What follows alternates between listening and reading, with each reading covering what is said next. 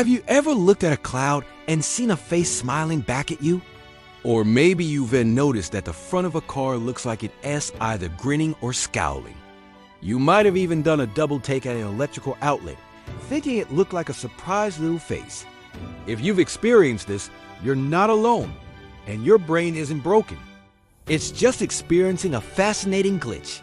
This common phenomenon is called pareidolia. It's your brain's tendency to see familiar patterns, especially faces, in random or ambiguous objects. Think about it. 2 dots and a line underneath. Bam! Instant face. But why does our brain do this?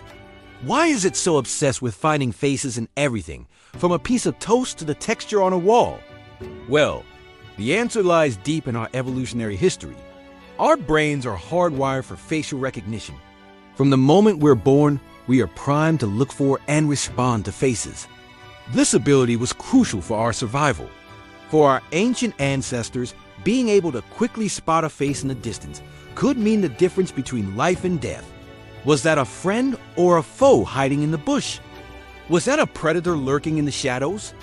The ability to instantly recognize a face, even with very little information, was a massive advantage. It allowed for rapid social communication, bonding with family, and identifying potential threats. So, our brains developed a highly sensitive, specialized system just for this purpose. This system is so efficient that it often works a little too well. It is better to have a false positive seeing a face in a harmless rock than to miss a real threat. So, how does this survival mechanism turn into seeing a face on your morning coffee phone? It's basically a case of this powerful facial recognition system misfiring. Your brain is constantly scanning the environment for patterns it understands. When it encounters a random arrangement of shapes, like the 3 holes in a bowling ball or the headlights and grille of a car, it tries to make sense of it. And what's the most important pattern it knows? A face. So it superimposes that familiar template: 2 eyes, a nose, a mouth onto the random stimulus. It's a shortcut, a way for your brain to quickly categorize the world around you. This process is automatic and often happens before you're even consciously aware of it. You don't decide to see a face in the clouds. Your brain just presents it to you, fully formed. This is why you can find faces in the most unexpected places. Take a walk outside and you'll start seeing them everywhere. The knots in a wooden plank, the arrangement of leaves on the ground, the texture of a rocky cliffside. Everyday objects in your home are prime candidates too. That bell pepper you're about to slice might look like it's screaming. The 2 round burners on a stove with a handle below can look like a simple, happy face. This is your brain's pattern recognition system going into overdrive. It's so eager to find order in chaos that it will create it, even when it's not really there. It's a testament to just how powerful and proactive our brains are in interpreting visual information. It's not just about passively receiving data. It's about actively constructing our reality. And interestingly, pareidolia isn't just limited to seeing faces. While faces are the most common thing people see, the phenomenon can extend to other familiar shapes as well. Some people might see animals, religious figures, or even letters and words in random patterns. Have you ever heard stories about someone seeing the Virgin Mary on a piece of toast or a dragon in the clouds? That's pareidolia at work. The specific things we see are often influenced by our own experiences, culture, and personal beliefs. If something is important or familiar to you, your brain is more likely to project it onto an ambiguous stimulus. It's a personal Rorschach test where the ink blots are the random patterns of the world around us, and our brains are the interpreters. This natural human tendency hasn't gone unnoticed by artists, designers, and advertisers.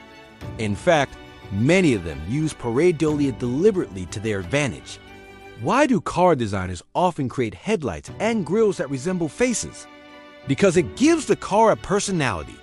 A car can look aggressive, friendly, or sleek, which can influence how we feel about it and even our decision to buy it. Product designers might subtly incorporate face-like features to make an object seem more approachable and user-friendly. Artists have played with pareidolia for centuries, hiding faces and figures within landscapes or still life paintings, creating a fun, interactive experience for the viewer. It's a powerful tool because it taps directly into our subconscious, grabbing our attention and creating an instant emotional connection. It makes the unfamiliar feel familiar. Beyond its use in art and marketing, pareidolia is also a serious subject of study for scientists, particularly neuroscientists and psychologists.